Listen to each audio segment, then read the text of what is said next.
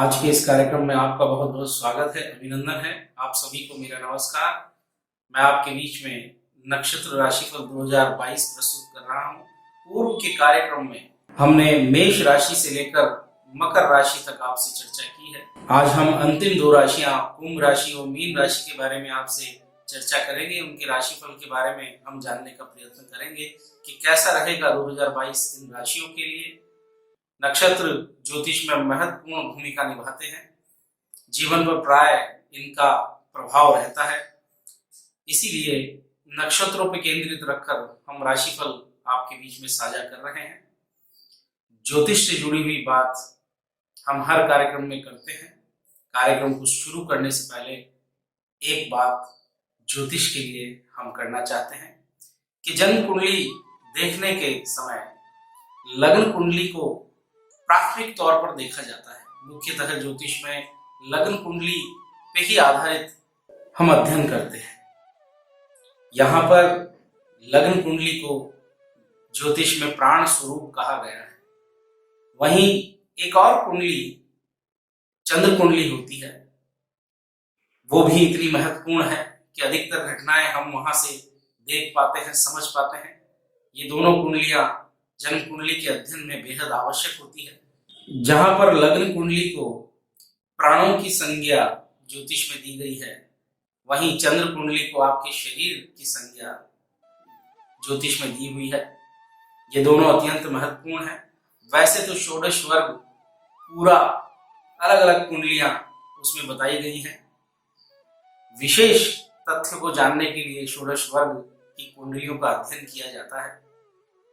ज्योतिष में प्रमुखतः लग्न कुंडली और चंद्र कुंडली, उसके पश्चात आप नवांश कुंडली का भी अध्ययन करें तो एक व्यापक तस्वीर आपके जीवन फल की सामने दिखाई देती है।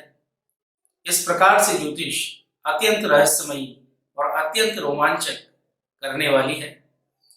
बहुत सारे पहलू जीवन के हम ज्योतिष से जान पाते हैं।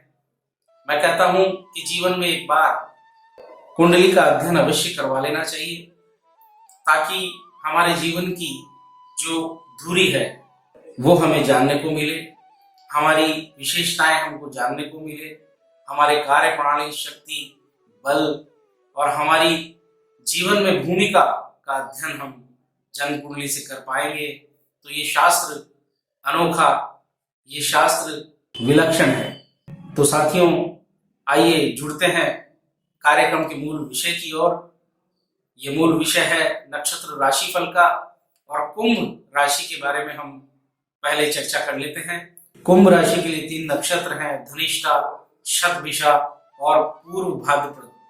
ये नक्षत्र जिनमें जातकों ने जन्म लिया है उनकी कुंभ राशि है। जिनका जन्म धनिष्ठा नक्षत्र में हुआ है, धनिष्ठा नक्षत्र के स्वामी मंगल हैं।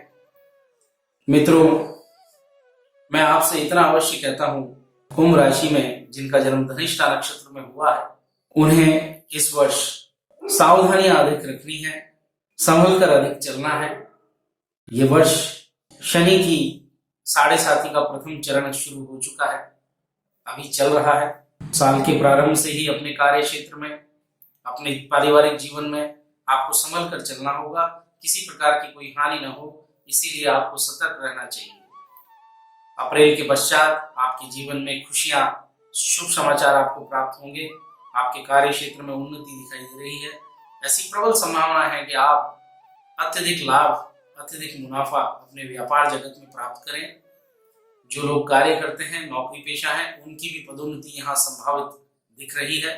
उनके कार्य में श्रेष्ठ प्रदर्शन दिखाई दे रहा है। तो आप अपना मन लगा के अपना कार्य करें, व्यर्थ के विवादों में न पड़े, तो आपके जीवन में सकारात्मक परिणाम आपको प्राप्त होंगे। आपके कार्य क्षेत्र में आपको निश्चित ही कोई बड़ी सफलता मिलेगी। 11 मई के पश्चात संपत्ति से संबंधित कोई भी कार्य आपका पूर्ण होगा। यहाँ पर भूमि संबंधी मामलों में आपको राहत मिलेगी और सफलता मिलेगी। अगर आपके जीवन में कोई विवाद भूमि को लेकर है तो वो विवाद यहाँ समाप्त होगा और आपको यथोचित लाभ मिलने की पूर्ण संभावना है। आपको स्वास्थ्य का इस दौरान पूर्ण रूप से ख्याल रखना है किसी भी प्रकार से अगर कोई परेशानी है तो आपको चिकित्सकों की सलाह लेनी चाहिए। ये मेरी आपको सलाह है। लापरवाही के चलते आप किसी समस्या को आमंत्रण कर बैठेंगे। अगर आपका जन्म शतभिषा नक्षत्र में हुआ है तो शतभिषा नक्षत्र के स्वामी राहु हैं। इस वर्ष इस नक्षत्र में जन्मे कुंभ राशि के जातक विशेष तौर पर ध्यान दें कि आपके जीवन में लाभकारी यात्राएं इस दौरान हो सकती हैं। विदेश यात्रा के इच्छुक जो जातक हैं वो प्रयास करेंगे, उन्हें सफलता मिलेगी। उनके कार्य में विस्तार दिखाई दे रहा है। बाहरी संबंधों से आपको लाभ प्राप्त होगा। आपके मित्रों से, आपके साझेदारों से, आपके परिवार से आपको लाभ प्राप्त होगा। जीवन को एक नई दिशा इस दौरान आपको मिलेगी। यहाँ ध्यान देने की आवश्यकता है कि जुलाई के मध्य में आपको अपने दाम्पत्य जीवन के प्रति सावधान रहना है। यहाँ पर कोई विवाद पैदा न हो, इस प्रकार का आपको जीवन जीना है। आपको अपनी वाणी पर नियंत्रण रखना होगा। वाणी के चलते कुछ समस्याएं यहाँ पर खड़ी हो सकती हैं, तो उस संबंध में आप सावधानी रखें। वाणी को नियंत्रित रखेंगे तो कोई समस्या नहीं आएगी। कुछ भी बोलने से पहले आप पुनर्विचार करें, तत्पश्चात अपनी बात को रखें तो ज्यादा आपके हित में होगा। सितंबर के पश्चात इस वर्ष आर्थिक मामलों में आपको सकारात्मक परिणाम मिलेंगे। अर्थ पक्ष आपका मजबूत रहेगा। काम धंधे से जुड़े हैं तो वहां आपको लाभ होगा। व्यापार से जुड़े हैं तो आपको लाभ प्राप्त होगा। नौकरी पेशा है, आपके कार्य की सराहना और प्रशंसा अवश्य आपको प्राप्त होगी। कुल मिलाकर देखा जाए तो आपकी मनोकामनाएं पूर्ण होती हुई दिखाई दे रही हैं। एक बात मैं और आपसे कह दूं कि आपकी सेहत को लेकर आपको सावधान रहना है। पेट के संबंधित शिकायत आपको हो सकती है, तो खान पान पे आपको नियंत्रण रखना होगा। शेष पूरे वर्ष आप प्रगति की ओर अग्रसर होंगे। कई उपलब्धियां आपको प्राप्त होंगी। विद्यार्थियों छात्रों की बात करूं तो उनके लिए ये वर्ष अत्यंत शुभ रहेगा। कई क्षेत्रों में आपको सफलता प्राप्त होती हुई दिखाई दे रही है। जिनका जन्म पूर्व भाद्रपद नक्षत्र में हुआ है उनके लिए ये वर्ष खास रहने वाला है। इस नक्षत्र के स्वामी बृहस्पति हैं। आपके जीवन में अध्यात्म, आपके जीवन में धार्मिक रुचि, आप ऐसे संस्थानों से जुड़ेंगे जहां पर आपके मन को शांति प्राप्त होगी, आपको ज्ञान प्राप्त होगा।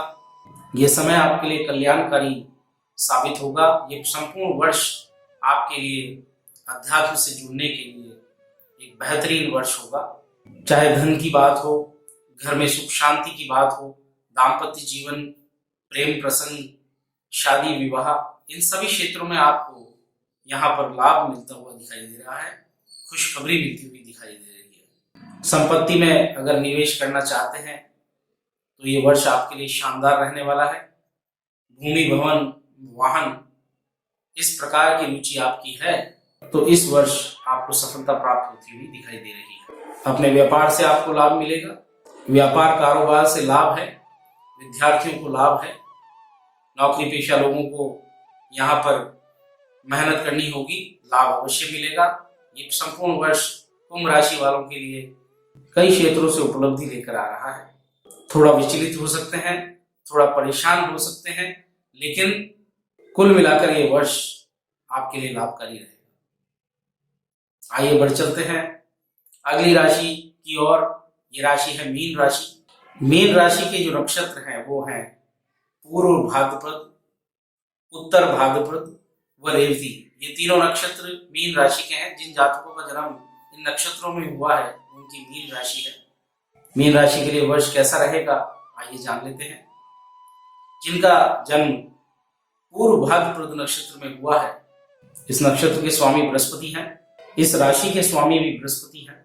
इस वर्ष इस राशि को कई क्षेत्रों में सावधानी बरतने की आवश्यकता है। अपने जीवन में हर प्रकार से लाभ प्राप्त करने के लिए संभल कर चलने की आवश्यकता है। धैर्यपूर्ण आपका जीवन रहेगा तो आपको अच्छे रिजल्ट्स मिलेंगे, अच्छे परिणाम मिलेंगे। इस नक्षत्र में जन्मे हुए जातकों को मैं कहना चाहता हूं कि अपनी वाणी पर अवश्य आप ध्यान रखें। किसी प्रकार से कोई द्वंद ना करें, कोई विवाद ना करें, तो ये वर्ष आपके लिए शुभ फलदायी सिद्ध होगा। खासकर 17 जनवरी से लेकर अप्रैल तक आपको विशेष सावधानी अपने कार्य क्षेत्र में, अपने व्यापार में रखनी है। अपने परिवार में इस प्रकार से संभल कर चलना है ताकि कोई बड़ी परेशानी आपको नहीं आए, क्योंकि इस दौरान विवाद की स्थिति बन सकती है, मतभेद हो सकते हैं। जीवन में ये प्राय लगा ही रहता है कि अपनी बात को मनवाने के लिए हमें विभिन्न प्रयत्न करने पड़ते हैं, लेकिन ये समय नाजुक रहेगा। यहाँ पर हमें धैर्य से चलने की आवश्यकता है।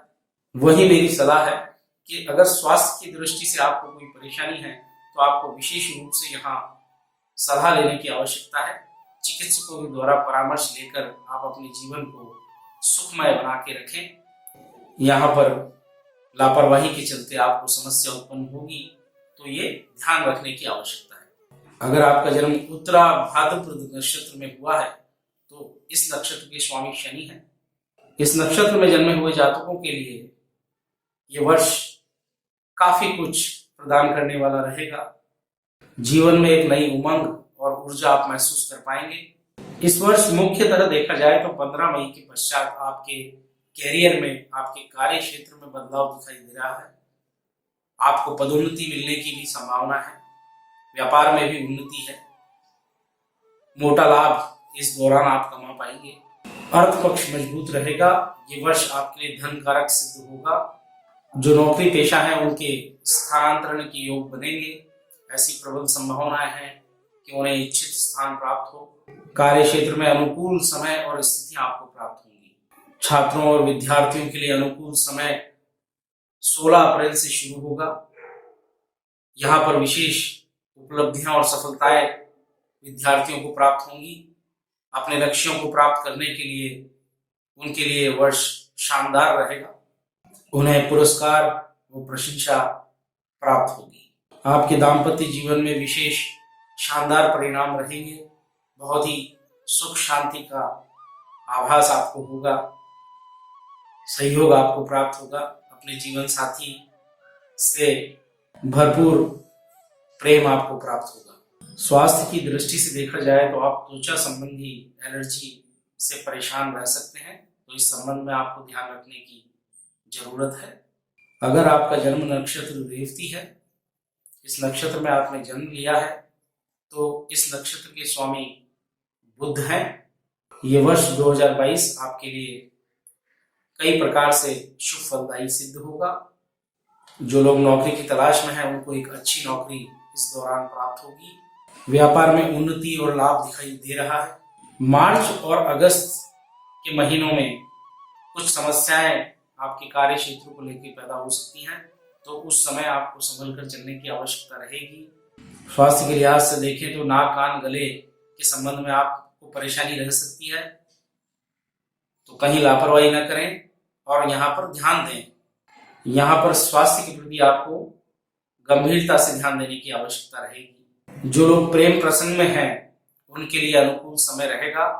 आपके साथी से आपकी निकटता और विश्वास में बढ़ोतरी होगी और हर क्षेत्र में एक दूसरे का सहयोग आपको प्राप्त होगा। आपके लिए मैं इतना ही कहना चाहता हूं कि अपने गुस्से पे नियंत्रण रखें, अपनी वाणी को नियंत्रित रखें और अपने कार्य पे ध्यान दें, तो आपको अवश्य ही ये वर्ष सफलता दिलाने वाला रहेगा।